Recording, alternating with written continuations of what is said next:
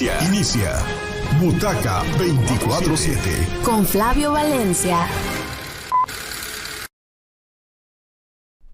Efectivamente, con Flavio Valencia ya está con nosotros, con Butaca 24/7, como todos los viernes. Bienvenido, maestro, ¿cómo estás? Muy bien, muchas gracias por la invitación, un saludo a ti, a toda tu audiencia, y pues bueno, aquí listo para hablar de lo que Muy podemos mundialero tener. andas también tú. Sí, fíjate, pues Sí. bueno, sumándonos a toda esta fiebre mundialista, Netflix está lanzando la semana pasada una película que se llama México 86. Sí. Todos que estén ahorita, sean futboleros o no, todos tenemos información acerca del mundial y todos, o la mayoría sabemos que es el tercer mundial que se está jugando acá en México, y el primero en el 1970, luego el 86 y ahora el 26. Pero bueno, Nadie en el mundo, nadie en el mundo ha tenido tres copas. copas. Sí, 3 copas del mundo. Tres inauguraciones porque y demás. Alemania ha tenido 2, Brasil ha tenido 2, ¿verdad? Italia también, ¿no? Ujú. Pero México, pues 3, mira, y su situación y todo, con que problemas políticos, el 86 una crisis tremenda, ¿verdad? Bastante. Brutal, Recordemos que veníamos del terremoto. y de crisis económica, ¿no? Y aún así la hizo México, y ahora pues no crean que la condición no está muy boyante, pero mira, otra Copa Mundial. En fin, ¿no? Así es, entonces Netflix, a través de esta película México 86, protagonizada por Diego Luna, nos cuenta detrás de todo lo que tenía que suceder para que se hiciera el mundial. Entonces hacen una historia basada en hechos reales, mas no es la vida específica de alguien. Diego Luna lo ha hablado en algunas entrevistas, el personaje Martín que él interpreta no es exactamente un personaje que tenía que ver con la Federación Mexicana de Fútbol, sino que es el aglomerado de varios personajes. Pero bueno, cuando la gente cuando la gente la estamos viendo, te identificas inmediatamente o te vas a Google y vas identificando a los personajes. Entonces, estamos viendo cómo es que México se apodera de este mundial, ¿no? Recordemos que este mundial se iba a jugar en Colombia por la violencia que se está viviendo en Colombia en ese momento. Tuvo que renunciar y varios países brincaron, entre ellos México, Estados Unidos y algunos países europeos que decían, pues si no pega chicle con ellos, aquí estamos levantando la mano. Entonces, mira, por ejemplo, a lo mejor muchos no tenían ese dato o lo habían perdido por ahí, extraviado, o no lo conocíamos, ¿no? De que debido a la violencia y generada por el narcotráfico, por Pablo Escobar, ¿verdad? Así es, en particular su grupo, el Cártel de Medellín. Pues es que México le entra entonces. No era para México. No era para México, ¿no? Ya estaba dado. Recordemos que los mundiales con muchos años de anticipación se van dando a las sedes. Entonces, cuando México levanta la mano, pues bueno, hay contextos políticos, empresariales. Todos sabemos que Emilio Azcárraga Milmo, el que fue uno de los dueños de Televisa, padre del actual dueño, el Tigre, que le llamamos, pues bueno, él también le gusta bastante el fútbol, era dueño del Estadio Azteca y de algunos clubes futbolísticos, y dice, queremos que se traigan el mundial. Entonces, vamos viendo cómo se van tejiendo estas historias para que el mundial se quede aquí en México y todo lo que tienen que hacer para poderlo negociar, porque había unos contrincantes como Estados Unidos que decían, nosotros lo queremos. No eran todavía grandes futbolistas los estadounidenses, apenas estaban formándose como equipo, eran a lo mejor en otros deportes muy grandes competidores, pero en el fútbol todavía apenas querían tenerlo, y por eso que necesitaban ese mundial, ¿no? Que después lo tuvieron en el 94. Pero bueno. El 90 fue para Europa, ¿te acuerdas? Que era Italia. Europa, continente americano, continente europeo, luego ya entraron los asiáticos y hasta África, ¿no? Así es. Y entonces a la próxima que le tocó al continente americano ya fue en Estados Unidos, en el 94. En el 94. Entonces, cuando México ya está haciendo todos esos preparativos, y bueno, te invito a ver la película para que no contarte más detalles acerca de lo que sucede, pero bueno, después de que dicen, ok, México se queda con la sede del Mundial, pues bueno, viene la tragedia, una de las grandes tragedias que vive México en el país en el septiembre del 85, que fue el terremoto, y que ahí mucha gente pues decíamos, el Mundial pasa a segundo plano, ¿no? Lo que teníamos en ese momento era una tragedia, eran muchas personas desaparecidas, era todo un caos. Recordemos, 85, no teníamos la tecnología y la forma de comunicarnos que tenemos en la actualidad. Era muy difícil, había muchas historias de gente que tenía parientes en México y no había manera de comunicarse. Pasaban días y días y no había cómo comunicarse. Entonces, a través de toda esa tragedia, pues todavía había personajes, entre ellos el que hace Diego Luna, que decían, es que el Mundial tiene que existir en México, ¿no? Y tal vez unos empresarios dicen, pues bueno, es una forma de avivar la emoción o levantar el ánimo de los mexicanos, y otras personas y otras corrientes decían, ¿cómo estamos pensando en invertir todavía en un mundial cuando tenemos severos problemas? Cosas que todavía llegan a suceder, ¿no? Que en la actualidad lo podemos ver. Pero bueno, la película en cuestión histórica te va planteando eso. Ha habido algunos historiadores acerca del fútbol que dicen, uy, esta película tiene algunas cuestiones que no son tan reales, no sucedieron así.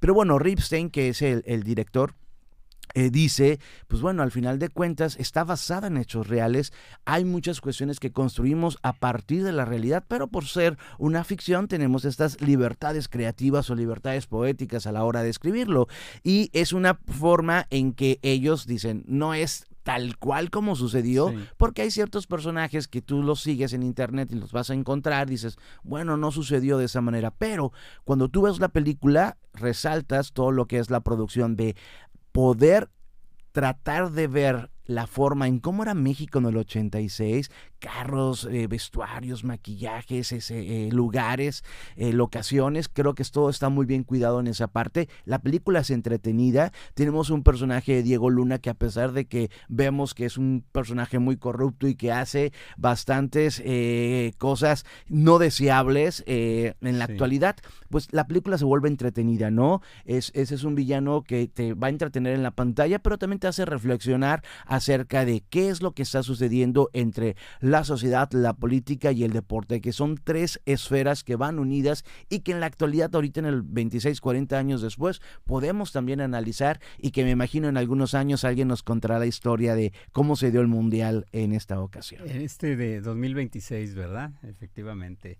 Buen actor, Diego Luna, ¿verdad? Sí, creo que lo hace bastante bien. Ha venido desde muy pequeño en las novelas y luego ya en las películas juveniles, y ya en Hollywood ha venido haciendo una gran carrera, y creo que lo que es el personaje lo hace bastante bien, porque este personaje va desde la comicidad, el drama, va desde la cuestión actoral, creo que lo hace bastante bien, y la película al final de cuentas es entretenida. Yo al inicio, cuando anunciaban México 86, pensé que iba a ser una serie de esos de miniseries de 6 episodios. Creo que me quedé con ganas de conocer más acerca del entorno del 86, pero la película al final de cuentas termina contando la historia. No es una historia de todos los personajes, se centra en ese personaje y lo que sucede alrededor de él con México 86, que muchas personas lo identifican con otro personaje que todo el mundo odió después, que por culpa de él quedó México fuera de Italia 90, por algunas cuestiones de corrupción que hizo, de falsificación de documentos, y que la gente no lo perdona, ¿no? En aquella época yo me acuerdo que pues, me tocó a mí el Mundial del 86 siendo niño y ya adolescente el Italia 90, y que los cachirules, Donta pues, México, así es, los famosos cachirules. Una selección de menor, ¿verdad? Que hicieron trampa y llevaron futbolistas que no tenían la edad. Se pasaban de la edad y ahí vino la sanción. Porque falsificaron las actas para que pudieran entrar. Después ya cuando los veían en cancha, los contrincantes decían, algo no está correcto aquí, hicieron la denuncia y pues bueno, sí los lograron identificar, y el castigo fue que no estuviera la selección en Italia 90. Sí.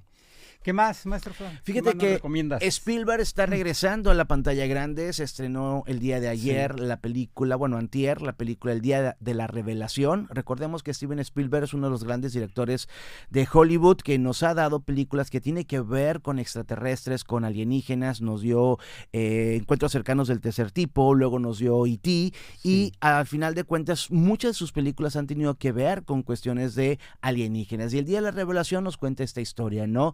de que ya el mundo está en una situación donde se tienen que dar a conocer o revelar qué es lo que está sucediendo, y es donde él plantea que realmente pueden existir estos alienígenas u otros seres no humanos que vienen de otros planetas en nuestro territorio o nuestro mundo, ¿no? Entonces la película nos cuenta a través del personaje interpretado por Emily Blunt, que es una conductora de noticias del área climática, que de repente empieza a tener cambios en su vida, empieza a poder adivinar cosas de las personas con solo mirarlas, hablar otros dialectos, y a partir de ahí la película nos empieza a contar estos secretos que puede tener una institución que no es de gobierno, pero que es una institución muy poderosa que resguarda archivos de más de 70 años de descubrimientos de vida extraterrestre. Todo esto es parte de la premisa, es parte de la sinopsis. No les voy a contar. Sí, está en el cine esta. Está en el cine, no les voy a contar más, pero la pueden ver en el cine.